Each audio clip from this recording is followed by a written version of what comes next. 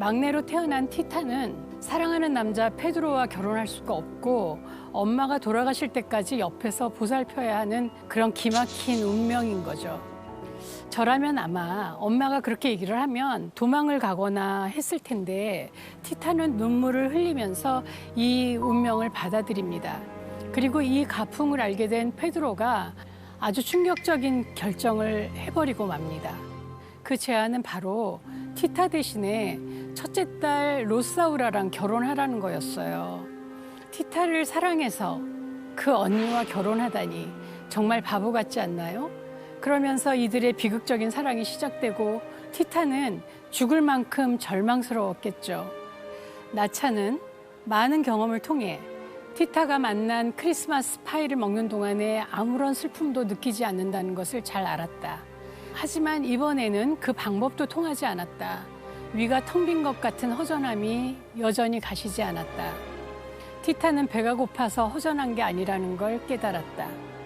티타가 배가 고파하는 건 사랑하는 남자가 언니랑 결혼한다고 하니까 당연한 거죠. 여러분, 식욕과 성욕 중에서 뭐가 더 강할까요? 실제로 우리 뇌의 그 호르몬 분비를 조절하는 시상하부에는 성욕을 느끼는 신경중추하고 식욕을 느끼는 신경중추가 굉장히 가까이 이렇게 붙어 있다고 해요. 그래서 이 두 감각은 서로 영향을 받고 또 서로 속이기도 하는데요. 연인이랑 이별하거나 혹은 배우자가 외도를 하는 그런 문제가 생기면 양푼에다가 김치랑 고추장을 막 넣고 밥 비벼갖고 막 먹는 그런 장면이 나오잖아요. 그렇게 사랑을 못 받으면 배가 고픈 거죠. 그런데 이렇게 슬퍼하는 티타를 마마 엘레나가 가만히 둘 리가 없겠죠. 이들의 결혼식을 위한 웨딩 케이크를 티타한테 만들라고 가혹한 주문을 하는 거예요. 티타는 케이크를 만들면서 페드로를 향한 그리움과 절망과 좌절감 속에 너무 울어서 반죽하고 케이크 위에 발라야 하는 캐러멜 소스가 너무 묽어졌다고 해요. 그런데 결혼식 날 이 케이크를 먹은 하객들이 이상한 반응을 보이는 거예요. 눈물은 이 괴이한 식중독의 첫 번째 증세에 불과했다. 모든 하객들은 크나큰 슬픔과 좌절감에 포로가 되었다. 결국 하객들 모두가 옛사랑을 그리워하면서 안뜰이나 뒷뜰, 화장실로 흩어졌다. 모두 마법에 걸린 것 같았다. 마당 한가운데서 단체로 함께 토해야 했다. 케이크를 먹고도 아무런 영향을 받지 않은 사람은 티타 한 사람뿐이었다. 티타가 요리를 하면서 막 울었던 그 감정이 음식에 녹아들어서 그 음식을 먹은 모든 사람에게 마법을 부리게 된 것 같아요. 흔히 음식을 할 때 어떤 기분으로 하느냐가 참 중요하다고 하잖아요. 얼마나 슬프면 구역질이 막 나오겠어요. 헤루트 루디스와 일주일 전에 우연히 마주쳤던 바로 그 남자였죠. 장교는 샤워부스에서 뛰쳐나온 그녀의 허리를 낚아채서 타고 온 말 위에 앉혀요. 둘이 열정적으로 껴안고 키스하느라 장교가 말고삐를 놓았지만 막 알아서 질주를 합니다. 전 이 소설 속에서 바로 이 장면이 가장 관능적이고 감각적이었던 것 같아요. 이 작가는 요리가 우리의 오감을 자극하는 것처럼 소설을 써내려가고 있네요. 이렇게 사랑의 감정을 키워주는 그리고 감각을 예민하게 해서 성감을 높여주는 식품을 최음제라고 하는데요. 헤루트 루디스에게 티타의 요리가 최음제나 마찬가지였던 거죠. 최음제 하니까 떠오르는 그림이 하나 더 있어요. 이 그림을 그린 스위스 화가 장 에티엔 리오타르는 당시 귀족들의 실생활을 마치 도자기의 그림처럼 파스텔로 아주 섬세하고 우아하게 그려냈던 계몽주의 시대 화가예요. 일상적인 주제를 직접적이고 또 단순하고 아주 섬세하게 묘사해서 그려낸 그의 그림 속 인물들은 실제와 너무 똑같다는 평을 들을 정도로 또 활기도 넘치는 것이 특징입니다. 그림을 자세하게 보면 하녀로 보이는 여성이 무언가를 컵에 담아서 쟁반으로 받쳐서 들고 가고 있어요. 뭘 담아가는 걸까요? 한쪽에는 뜨거운 코코아차가 있고 한쪽에는 물이 담긴 컵이에요. 당시 코코아차는 귀부인들 사이에 최음제로 알려져 있었어요. 굉장히 뜨거운 밤을 보낼 수 있다라고 알려져 있었던 거예요. 그래서 출렁이는 침대에서 마셔도 쏟아지지 않게 잔 받침대가 이렇게 있는 그 잔으로 마셨어야 했었죠. 이 코코아 차는 지금 우리가 먹는 거하고는 좀 다르게 물 한 잔을 이렇게 입가심으로 마셔야 할 정도로 아주 진하고 걸쭉했다고 합니다. 귀부인들이 뜨거운 밤을 보내기 위해서 마셨던 달콤 쌉싸름한 코코아 차예요. 코코아 차는 초콜릿의 원료 카카오 콩으로 갈아서 만드는 건데요. 실제로 이 코코아에는 페닐에트라민이라고 하는 화학물질이 들어있다고 합니다. 우리가 좋아하는 이성을 바라보거나 그 이성의 손을 잡을 때 혹은 어떤 사랑에 막 빠져들 때 그럴 때 분비되는 물질로 화학 구조로 보면 강력한 마약인 메스암페타민 같은 것과 아주 유사하다고 합니다. 오페라에서 어느 약장수가 트리스탄과 이졸데의 사랑 이야기를 막 들려주면서 트리스탄이 마신 것과 똑같은 사랑의 묘약이라면서 허풍을 막 떱니다. 그때 사랑하는 여인이 있었던 순박한 청년이 전 재산으로 이 약을 삽니다. 그런데 사실 이 약은 싸구려 포도주를 약으로 속여서 비싼 값에 팔았던 거예요. 그런데 어쨌든 우여곡절 끝에 이 청년은 사랑을 얻게 되는데요. 사랑을 위해 전 재산을 바친 이 청년만큼이나 사랑의 묘약에 대한 관심은 요즘 우리들에게도 굉장히 대단하죠. 자, 오늘날 사랑의 묘약이라고 하면 뭐가 있을까요? 남성의 경우에 20년 전에 발견된 바그라 같은 발기부전 치료제, 여성에게는 아마 윤활제일 텐데요. 몇 달 전에 한강에서 발기부전 치료제 성분이 검출되었다는 뉴스가 화제가 되었었죠. 이 기사를 보고 어떤 사람들은 아리수를 먹어야겠다 이런 농담도 했어요. 이야기가 나온 김에 저도 여러분께 사랑의 묘약을 추천해 드릴까요?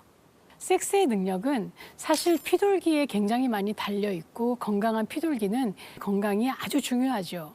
남자분들이 먹으면 좋은 사랑의 묘약은 토마토예요. 토마토는 정력에 좋은 철분, 비타민이 풍부한 항산화 야채이죠. 실제로 영국의 포츠마스 대학 연구팀은 토마토의 리코펜이 남자의 정자를 슈퍼 정자로 만드는 효과가 있다고 밝힌 바 있어요. 여자분들에게는 콩 단백질을 드시기를 추천해드려요. 피부나 머리카락, 손톱의 윤기나 탄력을 더해주고요. 또 질 분비물을 증가시켜준다고 하거든요. 월경 불순이나 월경 증후군, 편두통에도 좋고 지방을 감소시킨다는 연구 결과가 있습니다. 그래서 특히 폐경을 지나신 중년 여성분들에게 좋습니다. 그런데 여기서 우리가 꼭 놓치면 안 되는 게 그 어떤 묘약보다도 더 효과 있는 것이 사랑하는 마음이에요. 호주 퀸즐랜드 대학의 제이크 나지만 교수에 의하면 섹스 상대를 고를 때 섹스 기교나 외모나 재산보다 나를 좋아하는 사람을 골랐을 때 흥분과 만족도가 가장 큰 것으로 나타났죠. 그래서일까요?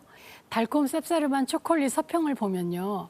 티타가 페드로 대신 티타를 진정으로 어른같이 사랑해주는 브라운과 결혼했어야 한다는 글들이 많아요. 브라운 박사는 로사우라가 첫째 아들 로베르토를 출산하던 날 티타를 보고 반합니다. 로사우라가 출산하기 전에 건강이 좋지 않아서 아기를 낳기에 위험천만한 상황이었거든요. 박사는 티타가 그런 악조건 속에서도 적절한 조치를 취하며 침착하게 아이를 받아낸 것을 매우 놀라워했다. 그는 5년 전 아내와 사별한 후로는 어떤 여자에게서도 매력을 느끼지 못했다. 거의 신혼이나 다름없던 때에 아내를 잃은 슬픔은 몇 년 동안 그를 사랑에 무감각하게 만들었다. 그런 그가 티타를 보는 순간 야릇한 감정에 사로잡혔던 것이다. 브라운은 함께 얼마 살지도 못하고 사별한 아내 이후로 티타에게 처음으로 사랑을 느껴요. 이때 태어난 로베르토를 티타가 돌보는 게 마음에 들지 않았던 마마 엘레나는 페드로와 로사우라, 로베르토를 모두 먼 다른 지역으로 보내버렸어요. 그런데 얼마 후에 로베르토가 갑자기 죽었다는 소식이 전해집니다. 티타는 마마 엘레나에게 엄마가 로베르토를 죽였다고 미친 듯이 소리를 지르고는 집에 비둘기장으로 올라가서 며칠이 지나도 내려오려고 하지 않습니다. 마마 엘레나는 티타가 미쳤다면서 정신병원으로 보내려고 하죠. 그때 브라운 박사가 티타를 데리고 가요. 그런데 브라운은 그녀를 정신병원이 아닌 자기의 집으로 데려와서 정말 극진히 간호해 줍니다. 이 책의 세계관에 의하면 우리 몸 안에 성냥갑 하나씩을 다 가지고 태어난대요. 누군가의 도움이 있어야만 그 성냥갑의 성냥에 불이 붙어서 활활 타오른다는 거죠. 브라운 박사의 보살핌을 받던 티타는 자신을 잘 돌봐주고 사랑해주는 그와 결혼을 약속해요. 하지만 브라운과 결혼하는 것을 지켜볼 수 없었던 페드로는 질투심에 활활 타게 되고 그리고 티타와 첫 섹스를 하게 됩니다. 결국 순결을 잃게 된 티타는 브라운과 결혼을 할 수 없다고 말합니다. 나의 순결을 빼앗긴 남자가 있다면서요. 결국 티타를 너무 사랑한 브라운은 티타를 페드로에게 보내줍니다. 어떻게 보면 티타의 페드로를 향한 사랑의 불씨가 식을 수도 있었는데 브라운이 보여준 사랑과 성냥 이야기가 오히려 그 불씨를 살려준 겁니다. 어떻게 보면 제주는 브라운이 부리고 티타의 사랑은 페드로가 가져간 거죠. 티타에게는 자신의 몸 안에 성냥 불꽃을 일으켜줄 수 있는 게 페드로라고 생각했던 거예요. 이런 면에서 티타는 사랑꾼이 아니라 어쩌면 안목이 없는 열정꾼이 아니었나 그런 생각도 듭니다. 무슨 말인가 하면 사랑은 열정이랑 좀 다르거든요. 열정이 상대의 키스를 받고 싶고 그리고 상대의 키스를 받을 때 내 몸이 짜릿짜릿 전기가 오르는 거라면 사랑은 그 상대의 단점이 보일 때 그걸 안고 가겠다는 어떤 의지를 가지고 같이 가는 것, 그것이 바로 사랑이거든요. 그래서 사랑은 의지가 있어야 합니다. 그 의지로 난관을 이겨내고 헤쳐나가는 거죠. 사랑에는 정말 중요한 것이 바로 그 지속성입니다. 그러니까 단점이 보인다고 해서 저 사람에 대한 내 사랑이 없어졌나 보다, 우리는 권태기인가 봐, 이렇게 생각할 게 아니라 그 사람의 단점을 알면서도 문제를 받아들이는, 그리고 같이 가겠다고 결심하는, 그때부터가 정말 진정한 사랑이 시작되는 겁니다.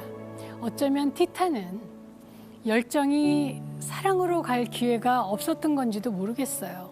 페트로와 짜릿한 스킨십을 하고 싶은 열정은 있었지만 막내딸이어서 결혼할 수 없었던 그 운명을 헤쳐나가기보다는 받아들이잖아요. 그래서 계속 그냥 성냥불만 활활 타오르기만 하고 그 불씨가 은근하게 가지는 못했던 거죠. 제가 또 자주 받는 질문이 내가 사랑하는 사람과 날 사랑해주는 사람 중에 누구를 선택하는 게 좋은가요? 바로 이겁니다. 아마도 나를 사랑해주는 사람을 선택해야 좀 더 안정적이고 평온한 사랑을 할 수 있겠죠. 하지만 내가 사랑하는 사람을 선택하면 내가 좀 더 에너지를 써야 할 겁니다. 무엇이 옳은 사랑이라고는 할 수 없어요. 사랑은 지구상의 사람만큼 다양한 모습이 있다고 하거든요. 때로는 심장이 먼저 알아보는 사랑도 있더라고요. 그러면 단점이 눈에 보여도 그냥 그를 사랑할 수밖에 없는 거죠. 참 사랑이라는 게 알 수가 없죠.